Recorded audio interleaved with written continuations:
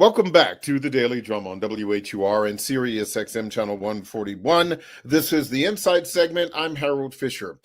A coalition of groups is turning up the heat with a bold call to action this holiday season. The message, we ain't buying it.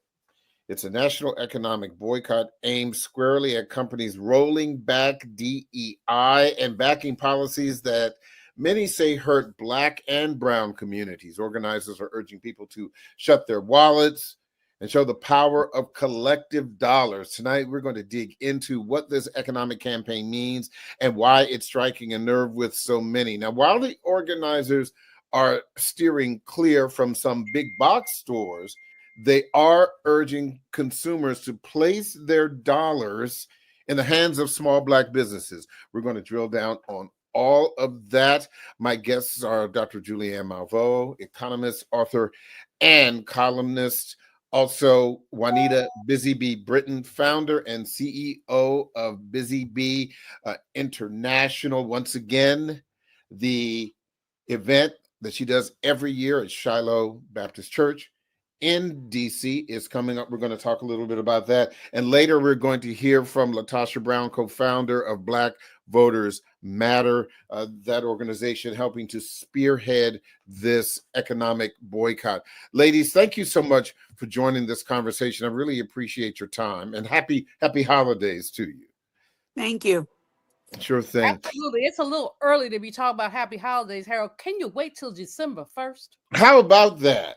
Look, tell the commercials that I have been seeing for Christmas, and we are not even at Thanksgiving yet. So that's that's a whole thing. That's called predatory capitalism on steroids. Well, there you go. Well, let's talk about this for just a moment. Dr. Malveaux, what is your opinion in 2025 of economic boycotts? Do you believe that they work? I believe that they make a statement. I'm not sure that they always work, but it doesn't matter. Basically, our GDP is basically fueled by consumer spending. So we can basically mess with this economy by choosing to withdraw our participation for predatory capitalism. We are, here's how we are in America. You feel good, you buy. Mm-hmm. You feel bad, you buy. You get a new man, you got to get new clothes for the new man. The man leaves, you got to get new clothes because you mourn it. Any provocation, you buy. You running through the airport. Your kids say, bring me something back. So you go buy some junk in the airport store, little keychains or whatever. I don't tell them. What I bring back is me, and you ain't getting nothing else. So you better make yourself happy with me. But in any case, we are consumerist culture. And so we buy at the drop of a hat. Now, I'm not going to diss Juanita because I love her thing. She does a beautiful thing. And it's all small Black businesses. And it's a good time for them. But we call the day after Thanksgiving Black Friday because most businesses do not go into the black until after Thanksgiving.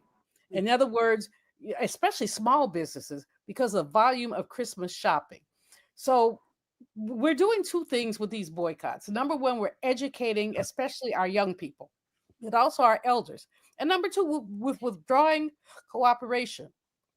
And I think about the Montgomery bus boycott, that we were withdrawing cooperation from evil. We had, not only did we have to get on the back of the bus, we had to move the screen, Harold. So there were usually in these Southern buses, there was a screen between where the white folks sat and where the Black folks sat. And if too many white people, a Black person had to get up and move the screen, cooperating in her own oppression. And so there's a symbolic aspect to this that's really very important. But also, when you withdraw cooperation, you hurt the predatory capitalists that are exploiting you. So Jamal Bryant's boycott of Target was extraordinarily successful. Stock prices went down by as much as 20%. The CEO had to leave because he was the one who was just stubbornly, I'm not going to have anything to do with DEI. It's extraordinarily effective. Many others are not, but I think the whole aspect of withdrawing cooperation is very, very symbolically important, and often is also very economically important. So they can work.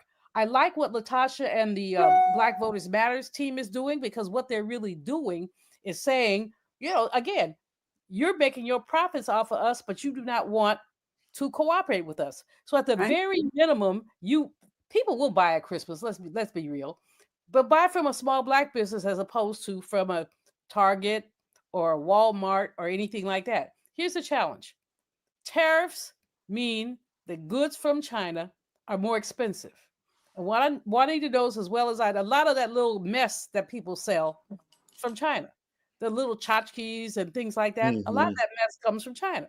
So something that you might have paid $5 for last year, you're going to pay $10 for this year. A turkey has doubled in price. In 2024, the average price of a turkey was 94 or 95 cents a pound. Today it's $2.04 a pound. So it's double the cost. I don't know why turkeys um, are so high, but they are. And Yeah. again, but so what this means is everybody wants a big Christmas meal, the big Thanksgiving meal. They're going to have less money to spend on other stuff.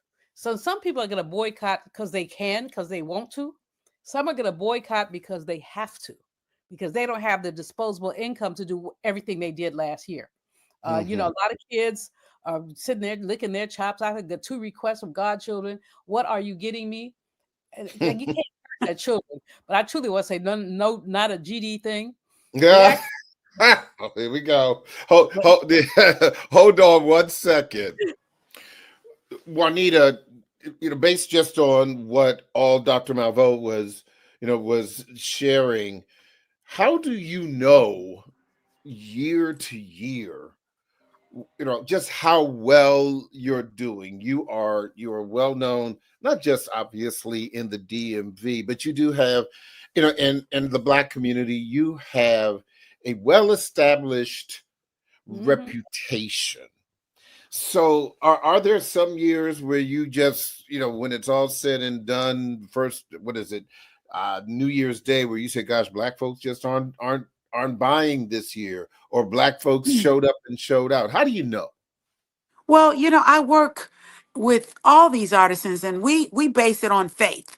We base it on faith, but we know consumerism. And like Dr. Malvo said, we know folks are going to be shopping at the holiday season. So we are steadfast, like the big box stores, like everyone else, ready and standing. The biggest part of it is that we've got to connect to the folk to get them out of the malls. We've got to guide them. We've got to have what people want. So every year, I work hard to come up with a theme. I work hard to push the newbies to understand and help them how to get folk to them, how to base themselves right in the middle of the operation and push their consumers to the venue. And Harold, over the 35 years, I've Mm. had 185 shows, and we have brought almost $10 million through those doors. So we're not talking small. Every year we work hard, some years better than others, but we have to stay strong and stay in it. And Hmm. that's and this year has been especially difficult with just the vibe in Washington, D.C. It's been a very somber vibe. Although people are back to work, these folk are behind on everything. They're feeling skittish. They're almost feeling like, why even go out of the house? We've been in the house, we've been stuck, we're not wanted. I mean, it's a whole special vibe in DC with consumerism right now, and just Are you? people in general. And many people have missed two paychecks, That's and right. two paychecks And at the some end of three. the year, yep, and then this is at the end of the year. Yeah. I've already told people, number one, if you are behind on your credit card payments, call the people or write them or something. Don't just say, "Oh, I can't pay that," because if you call them and let them know, you may be able to get some accommodation. There is But a plan for that out there with some cards, Dr. Malvo. exactly. So make sure you stay on top of call the people. I'm running late. I'm running behind. But this is how bad it is, folks. There's an old man who was crowdsourcing for food. He was on some internet, and somebody sent it to me. The man said he 80 some years old. He doesn't have any people, and he's Mm-hmm. crowdsourcing for food. That's Yeah. number two. What you're seeing is people purchasing food on their credit card. Now Mm-hmm. I buy my food on my credit card because I go to get the points. A Right. and B just because That's it's strategic. What you yeah. do is strategic. But some people are buying food on their credit card because they don't have any food. That's why this Thanksgiving coming up is challenging, because you got a lot of people who basically are used to having a big bird sitting on the table with 10 sides, and now they can't afford it. Yeah. And so I mean, I saw something online which was funny. This lady was asking all her dinner guests to bring $25. Oh my gracious. You So, know, Juanita, let me ask you this also, just from a pure business perspective. Uh, are you at all concerned that even though the government shutdown has ended as of last week, what impact it will have on your event starting the day after Thanksgiving, that your Black Friday event? I'm very concerned, so much so that I've cut the days back so that we could consolidate the energy and have it burst into excitement. We've got the Black Friday, then we've got the day after that, and then we don't have another show until the 19th and 20th. I don't want to overdo it. I don't want to seem like everything is fine. I want to respect the economy by slowing down people's energy not to shop. So by holding back, we're pushing them to shop during the days, because some people do depend and wait year round just to buy black. They do. So give us the details real quick about where this is and the dates again Yeah. for those people who are anticipating your show once again. Yes. I Well, look forward to. I look forward to. I don't think I miss a couple of years, but I don't think I've missed many years because they have you haven't. unique stuff. They have Yeah. unique stuff, and it's And black stuff. But go ahead, Juanita, real you've quick. presented there, Dr. Malvo. You've sold Yes, I your have. books there Yes. as well. Yes. So for 35 years, we're at Shiloh Baptist Church in Washington, D.C. on 9th and P Streets Northwest, 1510 9th Street. And it's Black Friday and Saturday, December 6th and December 19th and 20th, that Friday and Saturday. And the show is from 10 to 7 p.m., featuring over 75 artisans, designers, jewelers, and individuals that have put shops together that are directed to the things that we know and love. So this is how we're directing people to spend their money on small businesses, because again, it's a real Black Friday. It's not just the big box getting in the black. This is a real Black Friday for the whole time. Thank you so much. Thank you. We have Latasha Brown with Black Voters Matter, and I've got a break in a couple of minutes, but at least I wanted you to at least start, Latasha, talking to us about this "We Ain't Buying It" boycott. We'll talk about more on the other side. Please go right ahead. So thank you for having me. It is Sure. actually, we're calling it an economic action. It is a We Ain't Buying It campaign. It starts on November the 27th through December the 1st. For those 5 days, we're asking people to refrain, like to reclaim your power, use your economic power. With your economic power, you make choices. So you can choose how you spend your money, who you spend your money with. And this campaign is designed that those companies that have actually stood with an administration that is hurting and harming our communities, we cannot continue to spend money with them. And so with this campaign, we're asking that people refrain from spending money on those 5 days. On Friday, it is blackout. Like my sister Juanita said, it's going to be a real blackout Friday. We're asking that we black out all of those businesses and only really redirect our resources to small Black-owned and community-led businesses on Saturday and Sunday. And then on Monday, which is normally Cyber Monday, we're calling it Cyber Shutdown. Shut it down, y'all. Delete the apps.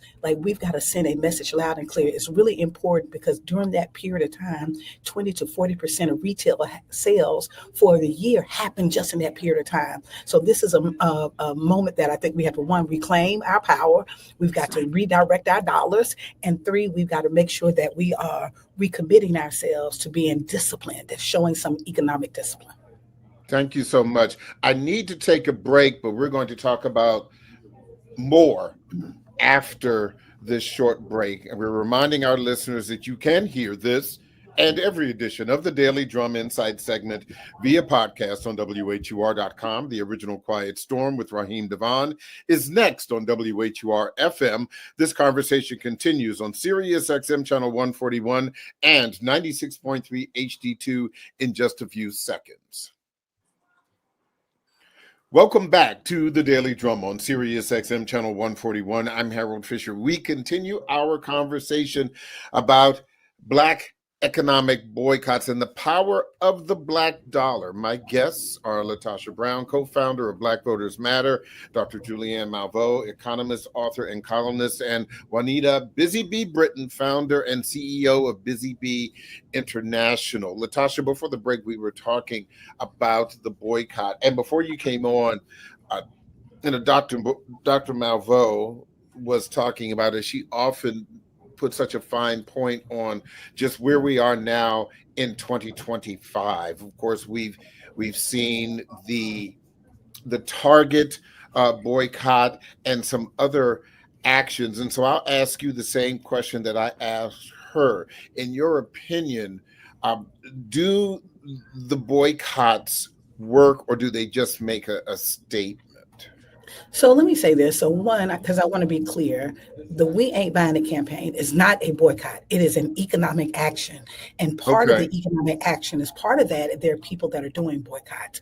Do boycotts work? I mean, the fact that you and I can drive on roads right now, free, unencumbered, that I can travel on a flight at the airport from here to New York is a demonstration that it works. Why am I saying that? It's because this year is the 70th anniversary of the Montgomery bus boycott. Mm-hmm. That part of it is part of our freedom to move around was set in place by that boycott. But aside from that, it's not just about what does the boycott work? Anytime that people are more conscious of their spending behavior and we're leveraging our power, how can it not work?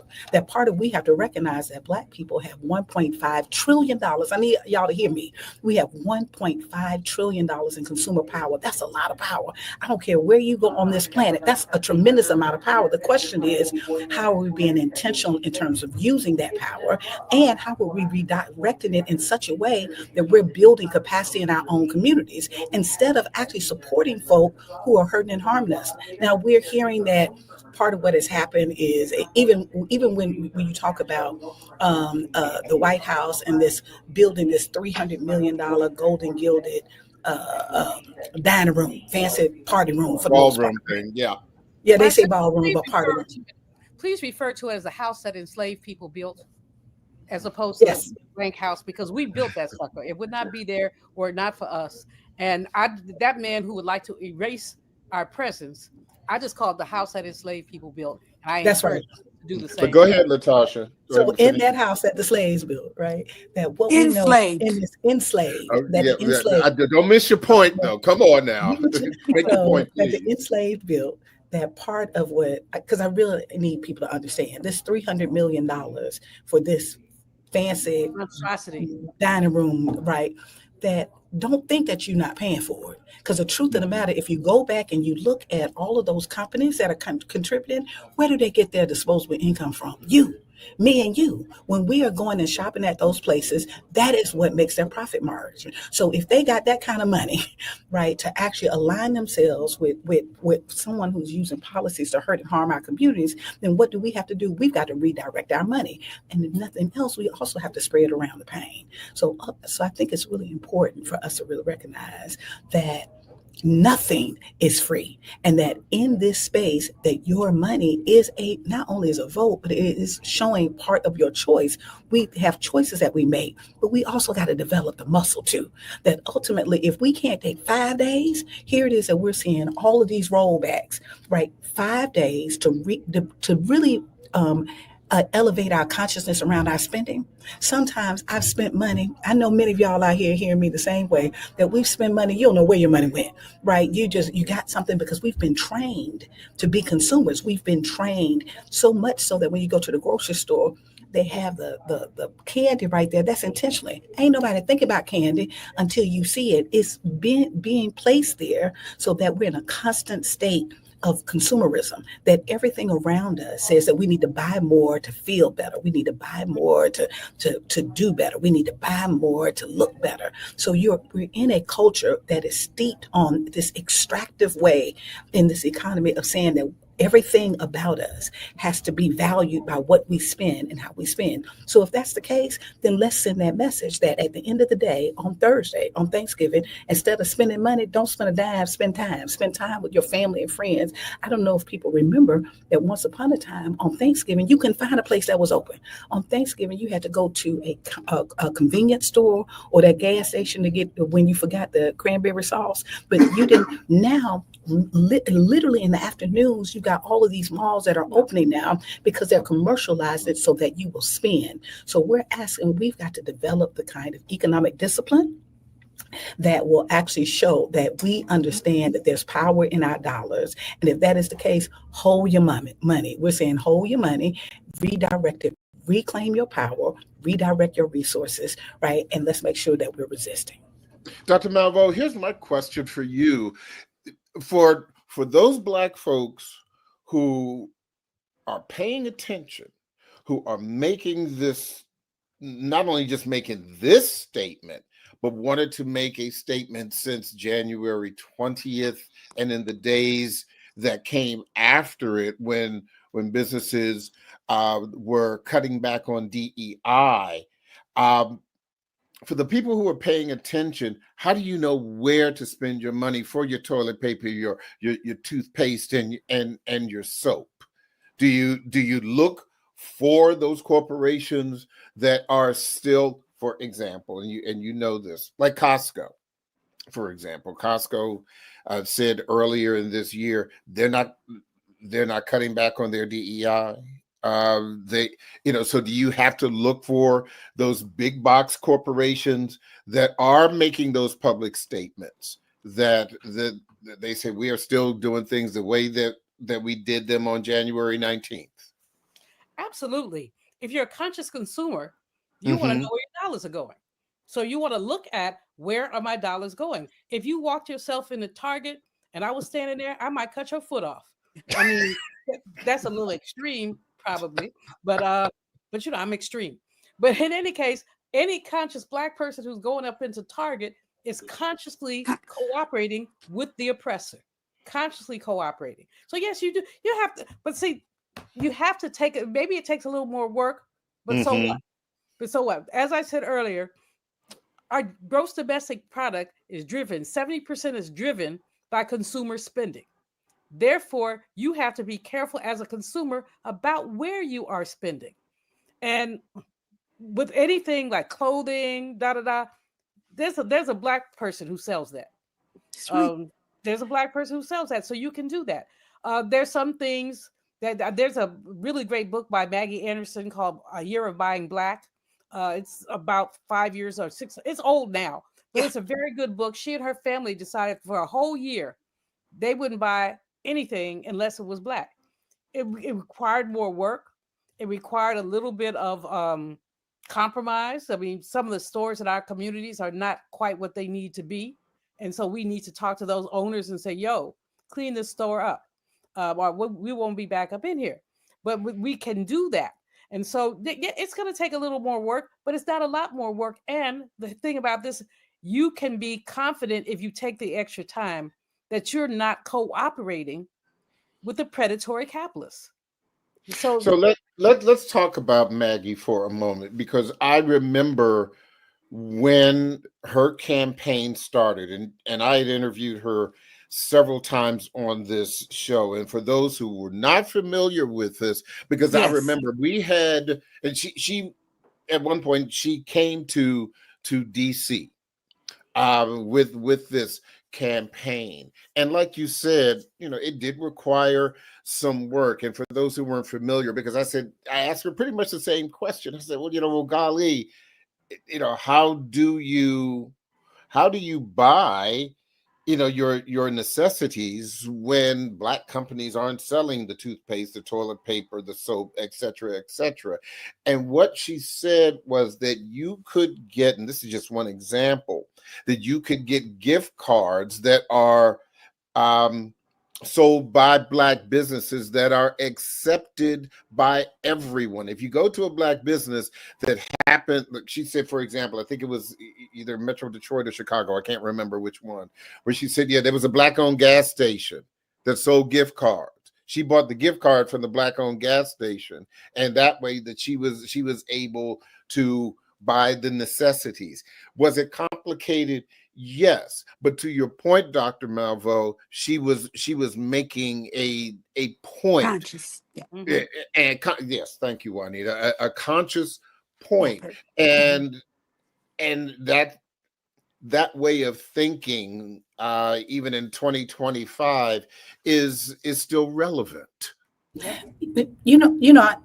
do want to kind of speak to that too, because I'm not a purist to believe that, I live in Atlanta. So the good thing about living in Atlanta, I can pretty much find it's some Black folks that, yes, all kind of businesses, right? But I'm not a purist in that sense, because I think that there's some people, there are local businesses and other communities of color and women-owned businesses that do wonderful work. But let me say this, there are restaurants that, because the waiter brought our wrong order, we have made a vow that we ain't going back up in it. Like, come on, y'all. Like, there are folks that will go to a Black business, and the standard in which we'll hold for that business around, well, we ain't going back because we had this particular kind of experience. Then why would we continue to support businesses that completely undermine our power? Why would we support businesses that support policies that are actually taking food off your table? Why would you support businesses that are not reinvesting? When my children have fundraisers, guess what? I got to go down to the small Black businesses. They buy those ads for those little books. Y'all sold that popcorn. When I'm selling that little popcorn and that little candy that I eat up too much, that I'm supposed to be selling $100 worth or $200 worth, they're small business owners that I asked to buy that. And so I think all I'm at with our campaign, with We Ain't Buying It campaign, is we're saying that $1 more, or $10 more, or $100 more is $100 more than what you were doing, $1,000 more than what you were doing, so that mighty rivers are filled drop by drop. So I'm not asking you that if you cannot find everything. I would love to get to the point that I can I can actually buy and go through the process of everything that I buy. I buy from companies that align with me, right? But what I know at the very least is I know I can do better. If I can't even make it to my 100%, I can do it better. And so I can do much better. And so I'm asking folks to do a couple of things. One, reclaim your power by being conscious around what's happening around you. You can't act like that you don't see this hurt and this harm that is happening. There are folks that are straight up stealing millions and millions of dollars and using your dollars actually to come after you and to hurt and harm you. And so what we're saying is to take this opportunity to do a hard reset and to reclaim, because I don't know if people know, even the Montgomery bus boycott, that was never meant to be a year boycott, y'all.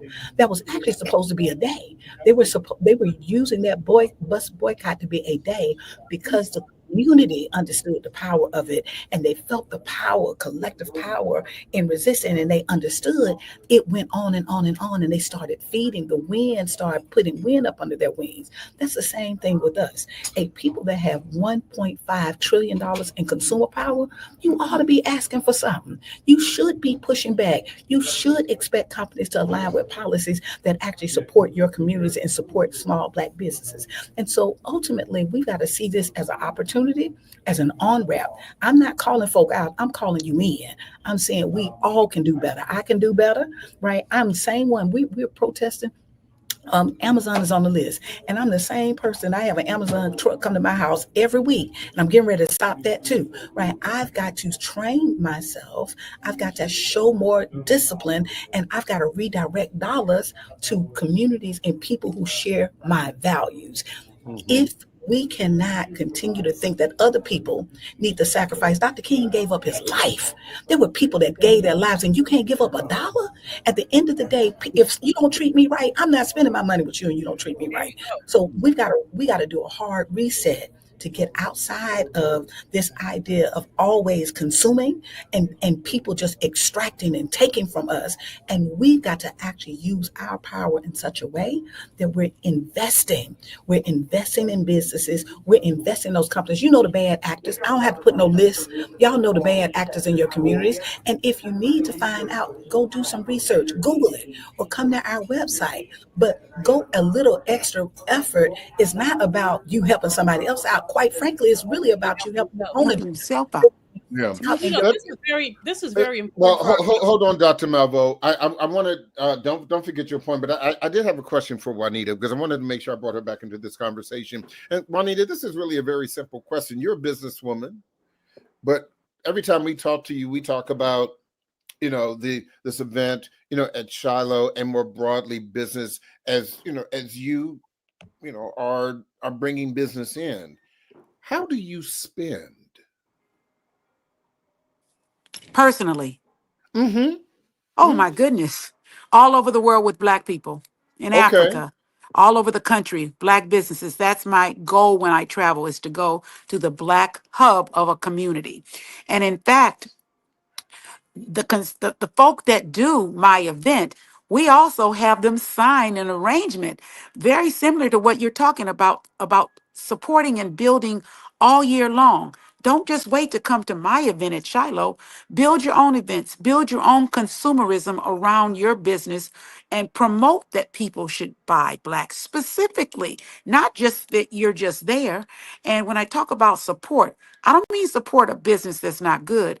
I'm talking about, finding a shoemaker. I've got lingerie makers, shoemakers, hat makers, all the kinds of things that we do want to buy when it's time for us to buy, not over consumerizing, but just make it a conscious effort. If we can all do that every year, I have 60 to 80 people in a room. And if all of them make a concerted effort year round, it will make an impact. Dr. Malvo, go ahead and make your point. Yeah, I want to talk about the importance of this to our youth. Okay. Our young people, our young people have the mindset off of a gimme, gimme, gimme, gimme, gimme. But that's because they live in a consumer culture. And their parents do not really, if their parents don't know, the children are not going to know. So we need to make sure that our young people understand what the dollar is and what you spend money. Why would you spend with a Black-owned business? Because they're going to more likely to hire you than them other people are. Text me. So deal with that. Basically, if you took a young person through Juanita's place and just walked them through to see, this is what Black people do. This is what Black people can do. This is what we make. This is, like I said, I love her event because it's just so much stuff. This year, I'm saying exactly how much money I intend to spend. I'm not taking a credit card. And if I don't spend it, if I don't, it's just not going to happen because I just have to, I'm trying to live on a retirement income. That's not doing too well for me. So text me. You want me to text you, Juanita? I do. Again, I need to get that. What I'm saying is that we really need to use this as a learning opportunity for our young people. And they need to understand that every time something happens, it doesn't mean you're going to get something. That's right. Every time, I have a little boy who actually did some little work for me around here. And he told me I owed him $50. All he did was shake. And I had to break it down. I said, how many hours did you spend picking up those leaves? He said, about an hour. I said, so you think I owe you $50 an hour? Then I went to the computer and said, this is what people who do $50 an hour get. I said, you can do anything that was that high tech. Children don't like me. Not even my children, but it's the money. I don't have my own children, my godchildren. Like, that's all. I'm like, that's all. And if they get too uppity with it. I add a little salt to it. That's all you Yeah. little dotty Yeah, a little dotty. salt. I do want to offer something. I Yeah. do Go want to ahead. put things in context. And so let me put some things in context, of what racism does. Mm. Racism makes you doubt. The role of racism is to dehumanize you to the point that you doubt everything about yourself and who you are. And so part of what we do is we do that with business. There is not a single business that black folk do not have do not own. That there are different businesses. Now the scale may be different, but you will seek, you will find. And so I just want people to give folks say, well, we don't have business at XYZ. Just 10 years. I want to read some stuff to y'all. Just 10 years after slavery ended, formerly enslaved black folk in this country, there were over 500 black-owned businesses in Mississippi alone in 1857. There were 100 plus general stores all across the South that were owned by black folks. There were dozens of barber shops. You had blacksmith shops and carpenter shops. There were 50 plus newspapers that were created. The Freedmen's Savings Bank had $57 million in deposits. It's just 10 years now. You had the hospital, you had 30 plus pharmacies that were created. I can go on and on and on. If we could do that, if our people who could do that, who had previously been enslaved, right? That there was always an economic, folks was like, well, we need an economic. No, there have been efforts, there have been policies that many of that progress was erased, not because we did something wrong or our services were not stellar. In many cases, that the most skilled folks who were doing the work were those folks coming from the South, because we were the ones who had to do that work. And so I think I need to put people in, I need to put us in perspective that we have always been entrepreneurial. Our survival based on being entrepreneurial, but we saw entrepreneurship very differently too.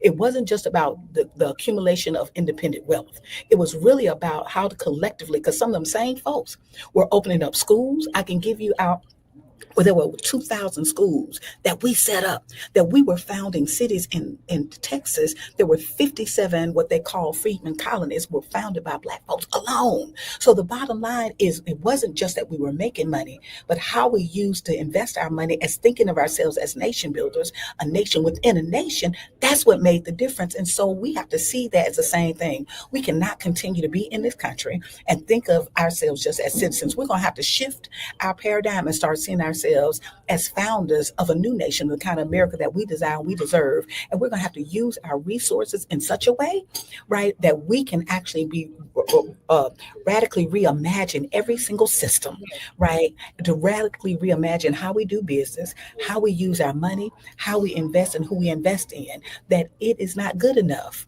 that we're saying, oh, the goal is everybody to be a billionaire. How that worked out for us, right? We got billionaires right now, and we ain't seeing no 3,000 schools be set up, are we? Right? So we're going to have to really shift and understand that our collective power is always when we operate as a collective. So part of the reasons why boycotts and economic actions work is because it's not just an individual action. It is an individual action that is aligned with other individuals that bring collectively, that when you do the cumulative impact of it, that it can shut markets down. And so it's really important for us to sign up. If you're listening right now, you need to sign up. We ain't buying it. We ain't buying fascism. We ain't buying that we're in the wealthiest country in the world and it can't even take care of its people. We ain't buying that we're in a space that people health insurance are going to be doubling. We're not buying that. And we ain't buying with companies that do not stand for what is right and do not have a certain sense of respect for the very consumers that are actually helping to build their bottom line. Let me ask you this, Latasha. Let me just make a quick point. Go ahead. Latasha just said, because you're talking about the end of enslavement into Reconstruction.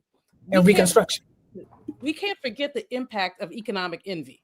In other words, as these schools were being built, as these stores were being built, white folks were not having it. If you believe that we were so inferior, how are we beating your behinds economically, which we were doing? Maggie Lena Walker had a department store in downtown Richmond, a department store, which was amazing. However, the whites conspired against her.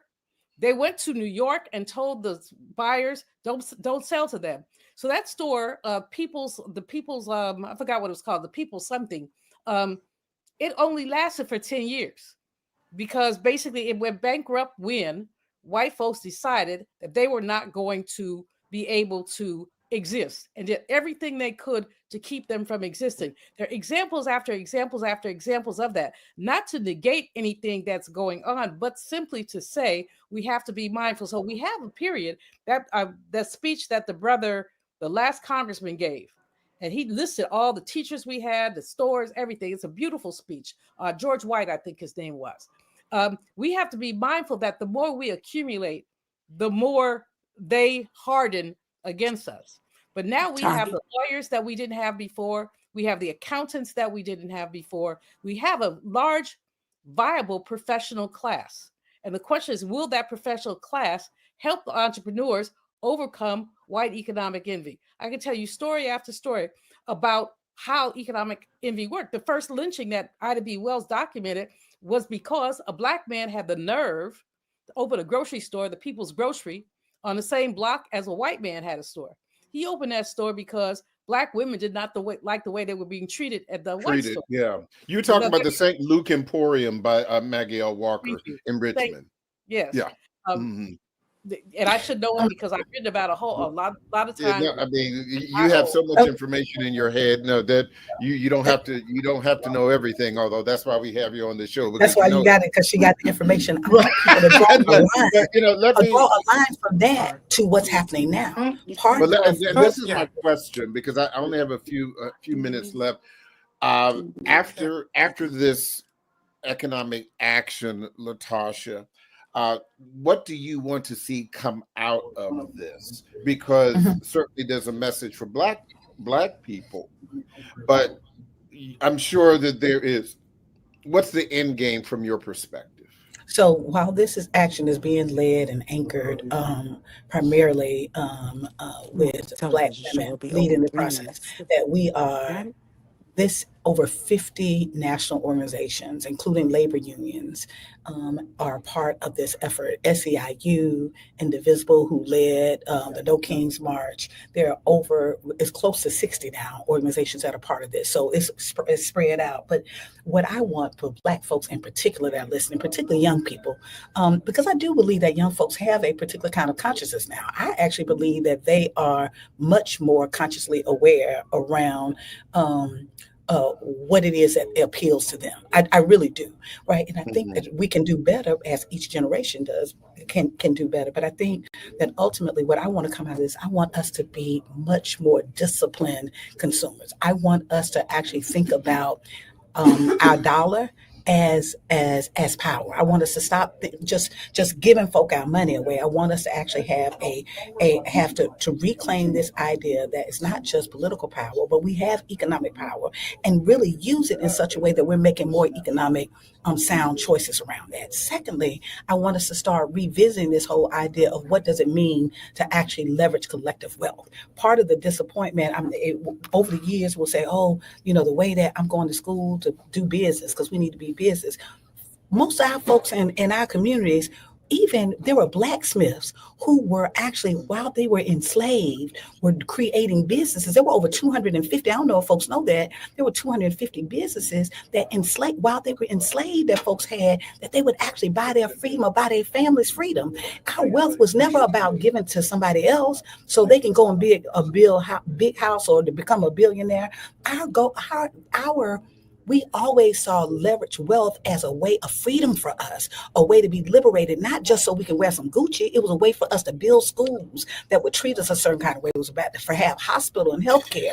And so the second thing I would like to come out of this is for us to become more consciously aware of thinking ourselves as nation builders, that our resources have to be directed in such a way that we're starting to build the institutions and invest in the institutions that work around us.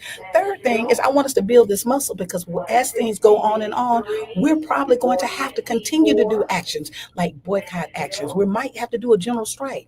We've got to build the muscle and to build the capacity so that we are not shocked out of inconvenience. Because part of what happens right now will lean into out of something because, oh, this is inconvenient for me. No, at the end of the day, yes, it may not be the most convenient to buy it from this way to that way. But what I do know is that ultimately that my community, I have to be relentless about protecting my community. So if those three things come out of it, that we're more consciously aware, that we're more clear about the choices that we make, and we're building our muscle around resistance, then that is a win-win for me. I think I'm going to have to let that be the last word, but I want to thank all of you, Latasha Brown, Dr. Julianne Malveaux, and of course, Juanita Britton. Congratulations on 35 years, Juanita. Shiloh Baptist Church, we will be posting that information on our website. Also, real quick, Latasha, what's the website for Black Voters Matter? Go to blackvotersmatterfund.org, blackvotersmatterfund.org, and you can go to weaintbuyingit.com. Sign up, y'all. We ain't buying it. Thank you so much. That is the Daily Drum for this Monday, November 17th. I'm Harold Fisher. Good night.